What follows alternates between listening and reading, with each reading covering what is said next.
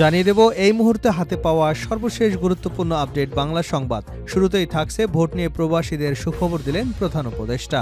কয়েকদিনের মধ্যে নির্বাচন কমিশন গঠন করা হবে। এরপর পুরো নির্বাচন প্রক্রিয়ার কাজ তাদের উপরে থাকবে। প্রথমবারের মতো প্রবাসীরা পোস্টাল ব্যালটের মাধ্যমে ভোট দিতে যেন পারেন তা নিয়েও কাজ চলছে বলে জানিয়েছেন প্রধান উপদেষ্টা ডক্টর মোহাম্মদ ইউনূস। এবারে জানাবো আওয়ামী লীগের প্রেতাত্মারা সরকারকে ট্রাফিক জ্যামে ফেলেছে। বিএনপি চেয়ারপারসনের উপদেষ্টা আব্দুস সালাম বলেন, আওয়ামী লীগের প্রেতাত্মারা অন্তর্বর্তী সরকারকে ট্রাফিক জ্যামে ফেলে দিয়েছে। সেই জ্যামে পড়ে এখন ঘুরপাক খাচ্ছে। কোনটা আগে করবে কোনটা পরে করবে এখন পর্যন্ত এটাই ঠিক করতে পারছে না।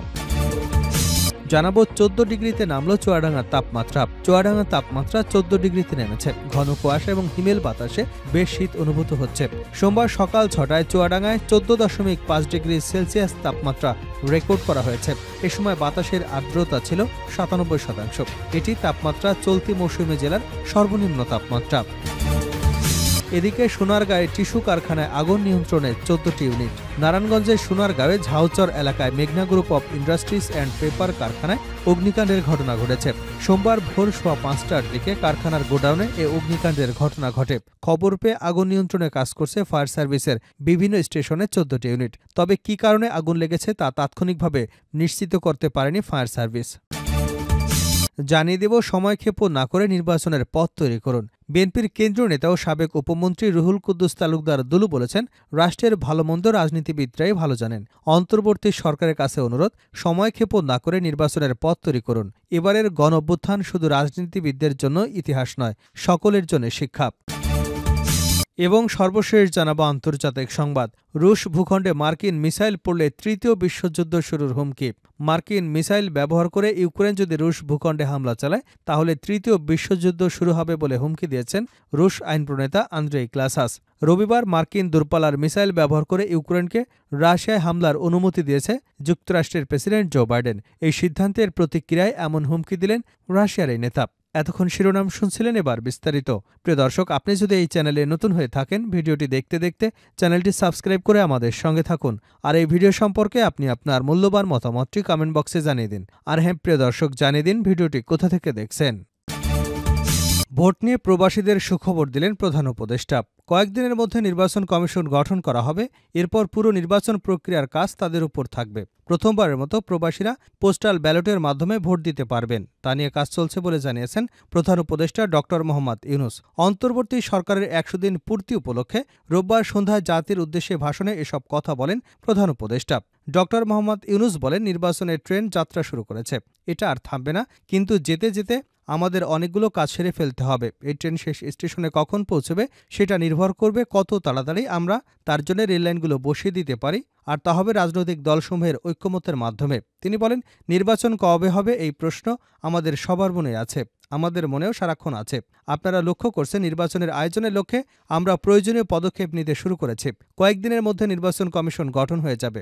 এরপর থেকে নির্বাচন আয়োজন করার সমস্ত দায়িত্ব তাদের উপর বর্তাবে। তিনি আরও বলেন, নির্বাচন কমিশন ভোটার তালিকা হালনাগাদ সহ আরও কিছু কাজ শুরু করে দিতে পারবে, যা একটি অবাধ নির্বাচনের সাথে সরাসরি সম্পৃক্ত। প্রথমবারের মতো প্রবাসী বাংলাদেশিরা পোস্টাল ব্যালটের মাধ্যমে যাতে তাদের ভোটাধিকার প্রয়োগ করতে পারেন সেই লক্ষ্যেও সরকার কাজ করছে। প্রধান উপদেষ্টা বলেন, তবে আমরা মনে করি না একটি নির্বাচন কমিশন গঠন করে দিলেই নির্বাচন আয়োজনে আমাদের দায়িত্ব শেষ। রাষ্ট্র ব্যবস্থাপনায় সংস্কার আমাদের এই সরকারের অন্যতম অঙ্গীকার। আপনারাই আমাদের এই ম্যান্ডেট দিয়েছেন। যে 6টি সংস্কার কমিশন আমরা শুরুতে গঠন করেছিলাম তারা ইতিমধ্যেই তাদের কার্যক্রম অনেক দূর এগিয়ে নিয়েছে। বিভিন্ন গণমাধ্যমে আপনারা তাদের কার্যক্রম আপডেটও দেখছেন। কয়েকটি সংস্কার কমিশন ডিজিটাল প্ল্যাটফর্ম গঠন করেছে। আমার অনুরোধ, আপনারাই এই প্ল্যাটফর্মে উৎসাহ সহকারে আমাদের মতামত জানাতে থাকুন। ডক্টর ইউনূস বলেন, প্রথম 6টি সংস্কার কমিশনের মাধ্যমে একটি হলো নির্বাচন কমিশন গঠন। নির্বাচন অনুষ্ঠানের জন্য এই কমিশনের সুপারিশমালা অত্যন্ত জরুরি। তাদের প্ল্যাটফর্মে যান, আপনারা মতামত খোলাখুলিভাবে তুলে ধরুন। আপনি দেশের মালিক, আপনি বলে দিন আপনি কি চান, কিভাবে চান। নির্বাচন নিয়ে আপনাদের সব বক্তব্য বিনা দ্বিধায় বলতে থাকুন, সব মনের কথা তুলে ধরুন। আমার অনুরোধ, সংস্কারের কথাটা একই সঙ্গে বলুন, সংস্কারকে পাশ কাটিয়ে যাবেন না। নির্বাচনের কথা বলার সঙ্গে নির্বাচন এবং অন্যান্য ক্ষেত্রে সংস্কারের কথাটিও বলুন। সংস্কার হলো জাতির দীর্ঘমেয়াদী জীবনী শক্তি। সংস্কার জাতিকে, বিশেষ করে আমাদের তরুণ তরুণীদের নতুন পৃথিবী সৃষ্টির সুযোগ দেবে। জাতিকে বঞ্চিত করবেন না। আওয়ামী লীগের প্রেতাত্মারা সরকারকে ট্রাফিক জ্যামে ফেলেছে আব্দুস সালাম। বিএনপি চেয়ারপারসনের উপদেষ্টা আব্দুস সালাম বলেছেন, আওয়ামী লীগের প্রেতাত্মারা অন্তর্বর্তী সরকারকে ট্রাফিক জ্যামে ফেলে দিয়েছে। সেই জ্যামে পড়ে এখন ঘুরপাক খাচ্ছে। কোনটা আগে করবে, কোনটা পরে করবে, এখন পর্যন্ত এটাই ঠিক করতে পারছে না। রোববার জাতীয় প্রেস ক্লাবে আয়োজিত আলোচনা সভায় তিনি এসব কথা বলেন। আব্দুস সালাম বলেন, এটা তো সবচেয়ে লজ্জার ব্যাপার যে ৫ই আগস্টকে কেন্দ্র করে ছাত্র জনতা আহত হলো, পঙ্গু হলো, তারপর ৩ মাসের ব্যবধানে এসে প্রতিবাদও জানাতে হলো। এর চেয়ে দুর্ভাগ্য তো আর কিছুই নেই। দুর্ভাগ্য হলো তারা কোনটা আগে করবে, কোনটা পরে করবে তাদের সুচিকিৎসা না করে তারা ঘোষণা দিচ্ছে ২৫০ স্টেডিয়াম করতে হবে বাংলাদেশে। তিনি বলেন, একটা কথা কঠিন মনে হলেও বলতে হয়, ডক্টর ইউনূসের মামলা যদি একদিনে প্রত্যাহার হতে পারে তাহলে কেন তারেক রহমানের মামলা প্রত্যাহার হবে না? আজকের বাস্তবতায় যেমনই এই সরকারকে দরকার, ঠিক তেমনিভাবে আধিপত্যবাদের বিরুদ্ধে যদি রাজনৈতিক প্রতিরোধ গড়ে তুলতে হয় তাহলে তারেক রহমানকেও দেশে দরকার। আব্দুস সালাম আরও বলেন, জনজীবনের দিকে দৃষ্টি দিন। চাল, ডাল, তেল, পানির দাম কমানো যায় কিনা সেদিকে খেয়াল দিন। সামনে রমজান মাস আসছে, নিত্য প্রয়োজনীয় পণ্যের দাম যাতে না বাড়ে সেদিকে নজর দিন। স্টেডিয়াম বানাতে যাবেন না, ৫০ওয়ালা পরিকল্পনা নেবেন না। শেখ হাসিনাও ৪২ সাল পর্যন্ত ক্ষমতায় থাকার পরিকল্পনা করেছিল। তাই আজকে যেটা দরকার সেটা করুন, কর্মসূচি কমিয়ে আনেন। ১৪ ডিগ্রিতে নামল চুয়াডাঙ্গার তাপমাত্রা। চুয়াডাঙ্গার তাপমাত্রা নামল ১৪ ডিগ্রিতে। ঘন কুয়াশা এবং হিমেল বাতাসে বেশ শীত অনুভূত হচ্ছে। সোমবার সকাল ৬টায় চুয়াডাঙ্গার ১৪.৫ ডিগ্রি সেলসিয়াস তাপমাত্রা রেকর্ড করা হয়েছে। এ সময় বাতাসের আর্দ্রতা ছিল ৯৭%। এটি তাপমাত্রা চলতি মৌসুমে জেলার সর্বনিম্ন তাপমাত্রা। গতকাল রোববার জেলায় সর্বনিম্ন তাপমাত্রা ছিল ১৫.৮ ডিগ্রি সেলসিয়াস, যা একদিনের ব্যবধানে ১.৩ ডিগ্রি সেলসিয়াস তাপমাত্রা কমল। এদিকে শীতের শুরুতেই চুয়াডাঙ্গা সদর হাসপাতালে বেড়েছে শীতজনিত রোগ। ভাইরাসে আক্রান্ত হয়ে শিশুর ডায়রিয়া, নিউমোনিয়া রোগীর সংখ্যা বাড়ছে। গত এক সপ্তাহে শ্বাসকষ্ট ও ডায়রিয়াসহ শীতজনিত বিভিন্ন রোগে হাসপাতালের আউটডোরে ৩,০০০-এরও বেশি বয়োবৃদ্ধ চিকিৎসা নিয়েছেন বলে জানিয়েছে চুয়াডাঙ্গা সদর হাসপাতালের ভারপ্রাপ্ত আবাসিক মেডিকেল চিকিৎসা কর্মকর্তা ওয়াহিদ মজুমদার রবিন। সোনারগাঁয়ে টিস্যু কারখানায় আগুন, নিয়ন্ত্রণে ১৪ ইউনিট। নারায়ণগঞ্জের সোনারগাঁয়ে ঝাউচর এলাকায় মেঘনা group of industries and paper কারখানায় অগ্নিকাণ্ডের ঘটনা ঘটেছে। সোমবার ভোর ৫:১৫টার দিকে কারখানায় গোডাউনে এই অগ্নিকাণ্ডের ঘটনা ঘটে। খবর পেয়ে আগুন নিয়ন্ত্রণে কাজ করছে ফায়ার সার্ভিসের বিভিন্ন স্টেশনের ১৪টি ইউনিট। তবে কি কারণে আগুন